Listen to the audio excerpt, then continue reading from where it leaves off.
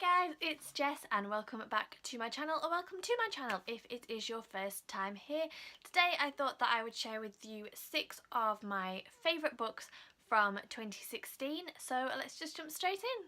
So first up we have I Let You Go by Clare Mackintosh. This is a psychological thriller and it was by far my favourite psychological thriller of the year. We start the book by discovering the hit and run incident of a 4-year-old boy, and the story is told from a dual perspective. You have the perspective of the detective who is investigating the hit and run incident, and you have the perspective of a woman who was involved in some way in the incident and is struggling to come to terms with how that has impacted on her life. I think it's always a good sign that I enjoyed a book when I can tell you when the author's next book is coming out, and that is exactly what happened here.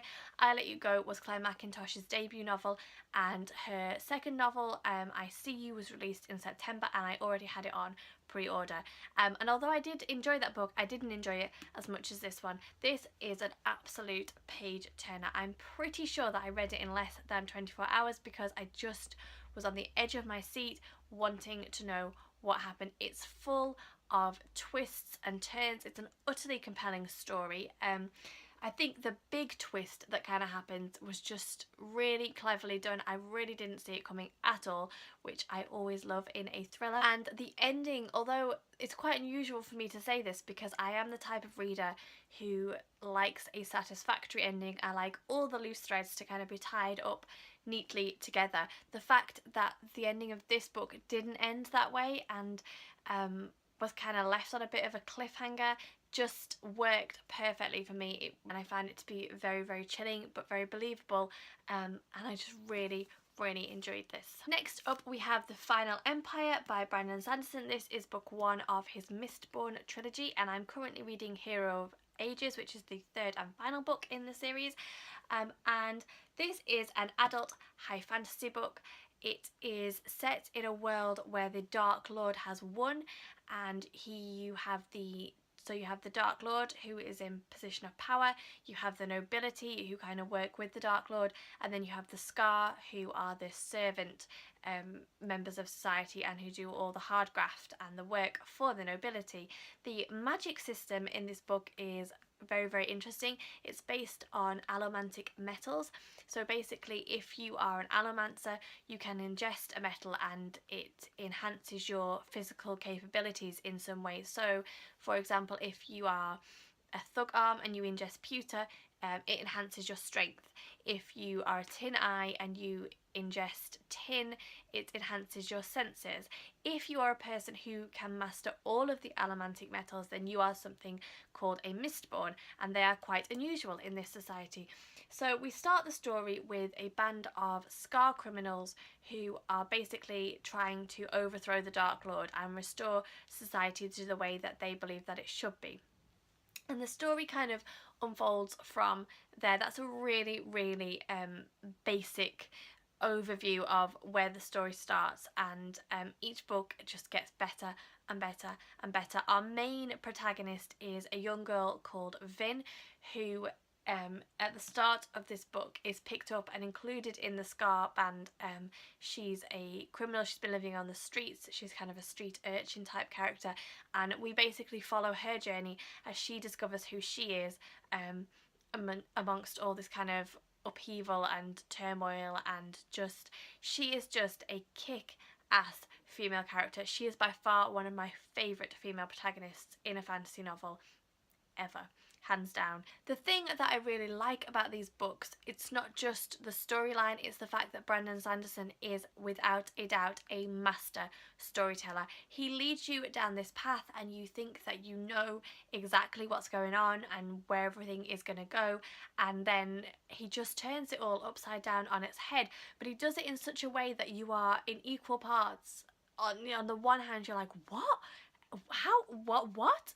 But then on the other hand you're like, oh, of course, that makes total and utter sense, and how did I not see that that was going to happen? And I just think that that is the mark of a really clever storyteller, and I cannot tell you how excited I am to be reading the final book in this trilogy and to just see where he is going to take the story, because I'm expecting that it's going to be a fairly significant and twisty ending.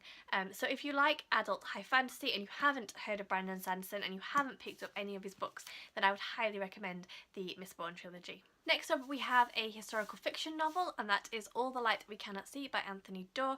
And I'm going to start this kind of recommendation by saying that this is either a book that you love or it's a book that you really don't enjoy. From what I've seen, it's very much those two camps. The thing about this book is that not a lot happens by way of plot. It's not particularly plot driven.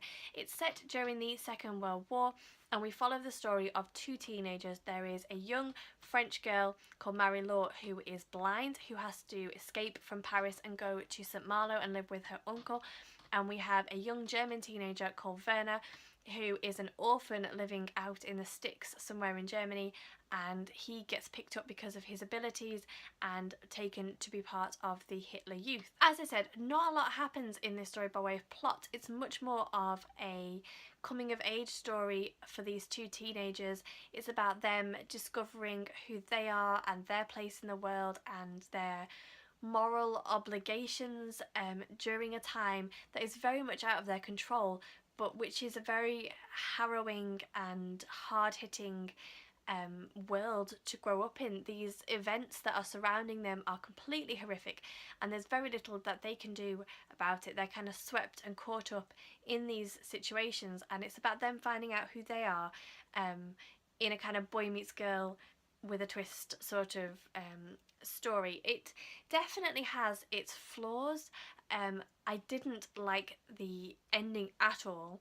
It wasn't at all where I wanted the author to go, and I did think that parts of it were particularly slow, but there is just this quietness about the book, and it just resonated with me so much. And I would just find myself, I read this at the start of the year, and I would just find myself many months after I'd finished it kind of recalling some of the things that I discovered in the book and some of the things that I'd read. And Anthony Doerr's writing is just so beautiful and so descriptive and so rich and so moving. And some of the things that he talks about in this book, I would just find myself coming back to again and again and again. And I think, yeah, there is just this quiet strength to this book that I found to be really compelling, and it really resonated with me.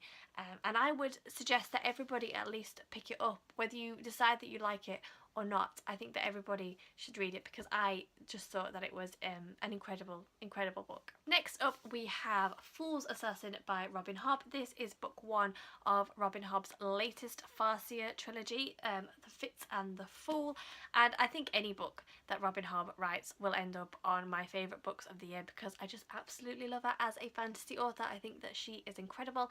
I love the world that she created for her Farseer books, and getting to go back and meet Fitz and his family and meet the Fool again just felt like coming home. She is, along with Brandon Sanderson, a master storyteller, and her books are very character driven.